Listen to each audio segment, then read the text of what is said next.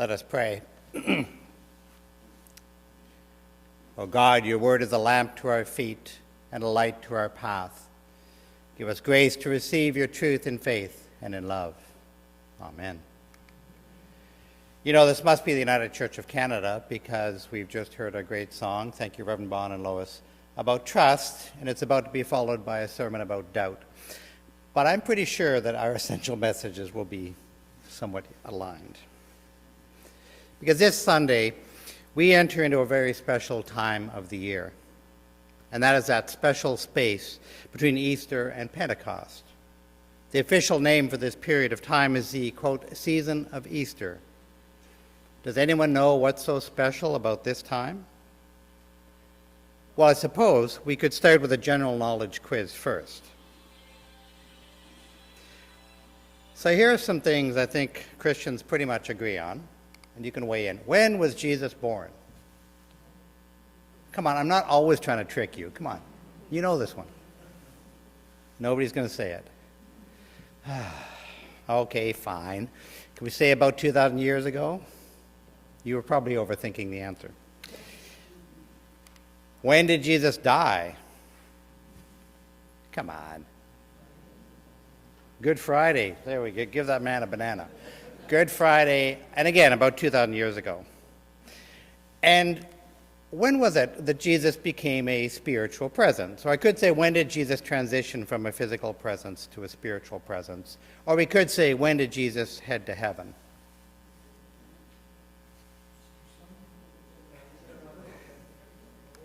Okay, I'm going to offer a longer answer, but the short answer is by Pentecost, which was 52 days after Easter, right? But here is something Christians do not agree on, is when exactly did Jesus make this transition from physical to spiritual? I mean, when was it that Jesus transformed from being physically present with the disciples to being spiritually present? Well, what are some of the options, you would say? So in the Gospel of Luke, for example, Jesus becomes a spiritual presence actually on Good Friday, because Jesus tells the criminal beside him, "Truly I tell you, today you will be with me in paradise." So that sounds like Good Friday. In the Gospel of Mark, Jesus heads to heaven after he gives some instructions to his disciples, so a little bit later. In the book of Acts, Jesus heads for the heavens a little bit before Pentecost, maybe 8 days or so, and we will read that story in a few weeks. In the Apostles' Creed, the time is very vague. It simply says Jesus ascended into heaven sometime after Easter. Mind you, that creed also says Jesus descended into hell, which is not even biblical. So, in any case, depending on what source you use, there is a window of 52 days during which Jesus made this transition. And that window of opportunity being sometime between Good Friday and Pentecost, and before Pentecost. And finally, well, why are we talking about this? Well, it's because that period between Good Friday and Pentecost is precisely where we find ourselves today. Easter is behind us, Pentecost is in front of us, and I'm reminded that the whole issue of when exactly Jesus headed to heaven is an issue that has split Christian groups and created whole new denominations. The issue seems to matter. And yet, I don't see how an uncertainty of 52 days can be all that important. 52 days is less than 5% of the 3 years that Jesus spent in his public ministry. And 52 days is approximately 0.007% of the time that has elapsed since then. I always thought the important point is that Jesus' Spirit lives on today. I thought that was the main point. But many denominations insist that they, and only they, know the exact time and date that Jesus transitioned from a physical presence to a spiritual presence. And when I reflect on the history of the Christian church and human nature, I can only come to one conclusion, which is that even though Christian denominations argue about the date, I don't think they care about the date. I think all the fighting is about the fact that we prefer certainty to uncertainty. And the denominations weren't really fighting about the date because it didn't really make any difference 2,000 years later. But people like to be certain. They wanted there to be a definitive answer, and therefore they have to know what that answer is. Now, as a member of the human species, I understand our collective desire for certainty. We like to believe we know what's going on in life, right? It's just way easier. The philosopher Red Green summed this up quite nicely, I think, because there's a general convention that the three little words that men don't like to say is, I love you. But as Red Green teaches us, the three little words men don't like to say is, I don't know, right? And our desire for certainty is perhaps why, in the church even, we think doubt is a bad thing. The problem is doubt is not really an option. It's reality. The only way to avoid doubt is to close your mind off entirely. As they say, only a closed mind is certain. Voltaire famously said, doubt is not a pleasant condition, but certainty is absurd. However, it seems to be human nature. We prefer certainty to uncertainty, and we prefer knowledge to doubt. But do you think that's true? Well, let's do a short series of experiments right now to find out whether you prefer certainty in life, or do you actually get great comfort from your doubts? Do you prefer it when life makes sense? How do you react to situations in life where doubt is the only appropriate response? I could say, what does it take to blow your mind? You're all giving me a really funny look now, but I propose to do this experiment in three parts. One is I want to talk about food. One is I want to show you some images that you will hopefully misinterpret when you initially see them, and then you'll realize you have to apply a sense of doubt. But unfortunately, for your sakes, I want to start with a story about two friends of mine called A and B. Yes, we need a little math. So, well, you can read it. If you can't read that, then you can sleep through this. But I want to take two variables, A and B, and A equals 1 and B equals 2, which means A is less than B. Good? So if you multiply both sides by A, you can get A squared is less than A times B. Good? So we can subtract B squared from both sides, and we get that. I won't bother to read it. We can factor that into that. And I know you think I'm trying to fool you, but trust me, the factoring is absolutely correct. You can see A minus B on both sides, so we can divide that out, and we get A plus B is less than B. We plug it back, 1 plus 2 is less than 2, and therefore 3 is less than 2. Now, be honest, do you doubt that conclusion? Or do you doubt my little proof? Do you doubt your own sanity? Maybe you doubt my sanity. Didn't occur to me, you might do that. We know for sure something does not add up. Anyway, I know you all hate math, so let's try food. Because even food gives us the opportunity to see if we prefer certainty in life over doubt. How do we react when we realize many things we have thought from childhood were true are complete lies? Consider these food facts while your sense of reality evaporates. Anyone like this stuff? Do you know Philadelphia cream cheese is not from Philadelphia? It's from New York. Right? Crazy. Hawaiian pizza? Never been near Hawaii. It's from Chatham, Ontario. Swedish meatballs are not Swedish. They're from Turkey. They're based on the famous Turkish kofta. And by the way, the Swedish chef is nowhere near Swedish either, but I'm not going there. German chocolate cake. Where do you think that's from? Dallas, Texas. The person who invented it was called Samuel German. Now, anyone like Oreos? You like the little stuff in the middle, right? So you know that they had a special version called double stuff? Well, somebody with more time on their hands than me actually disassembled them and weighed them, and it turns out you only get 1.86 the amount of stuff, not double. So double stuff Oreos is a lie. Graham crackers, nice wholesome food, right? Invented by, anyone know? A Presbyterian minister, Reverend Graham. They were invented specifically to quell sexual urges. And the idea was to produce a very bland cracker with no sugar, because somebody had invented white bread, which obviously led to all kinds of sexual depravity. I can't imagine Reverend Graham's not turning in his grave every time somebody has a s'more, right? Almost done. What are these? But they can't be because they're not nuts at all, in fact. Peanuts are not nuts. They're legumes. And now, this is the one, I had to spend a week in bed after this one. But you know, in the military, they use stars and bars and things to denote rank. And very common that 3 bars is a commander and 4 bars is a captain, right? It depends what country, obviously. But this means Captain Crunch is not a captain. I mean, right? I thought he was a captain. Huh? We have been living a lie. And the way out of this fact is to accept that doubt is actually a normal part of life. We need to embrace our own doubts and see what we can learn from them. Now, I probably don't need to comment on the images, but here's a dog with wings, for example. And this brings us today's story about the disciples recognizing Jesus, and about Thomas being the one who wanted to recognize Jesus in a particular way. I'm sure, as we all know, this is the Thomas we often call Doubting Thomas, right?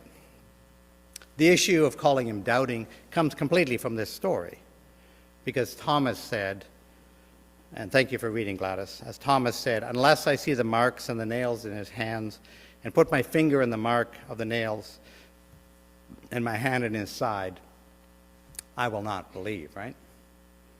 But personally, I do not like the label doubt applied to Thomas. It seems harsh. It seems unnecessary. It seems unrealistic. Moreover, I'm not sure it's even correct when you think about Thomas and the rest of his story. Now, we also have a dog riding the subway, but that's something else.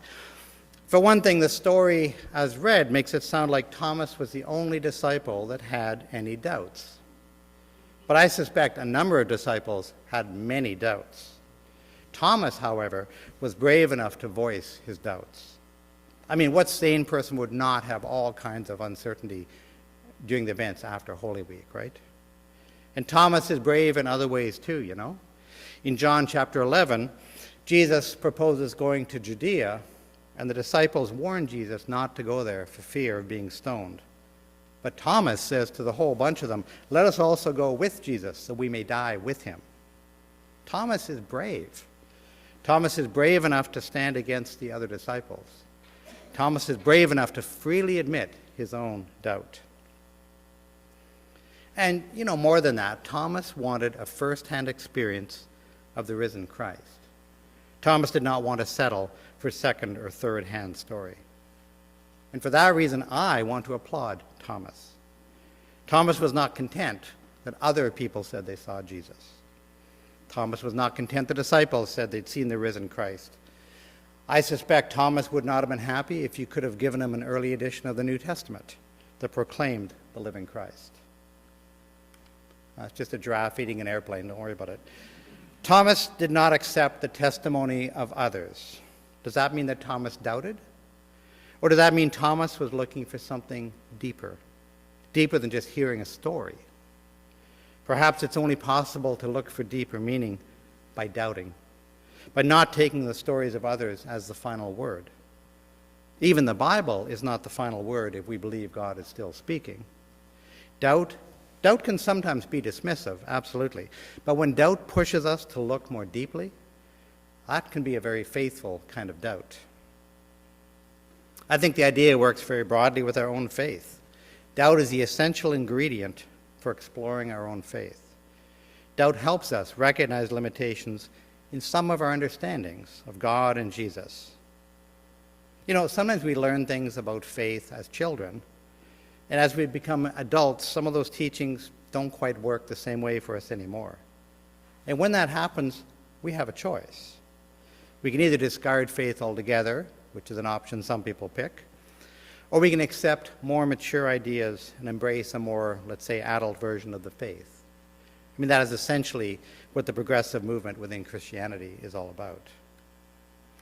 During my time at seminary, that's not a joke, that's just Emmanuel College. During my time at seminary, I should have kept score, but I'm just going to say I probably lost my faith 4 or 5 times.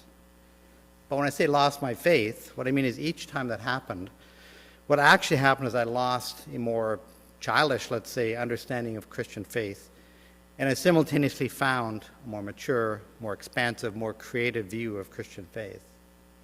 I lost some Christian ideas, for sure, that I'd never really reflected on, to be honest.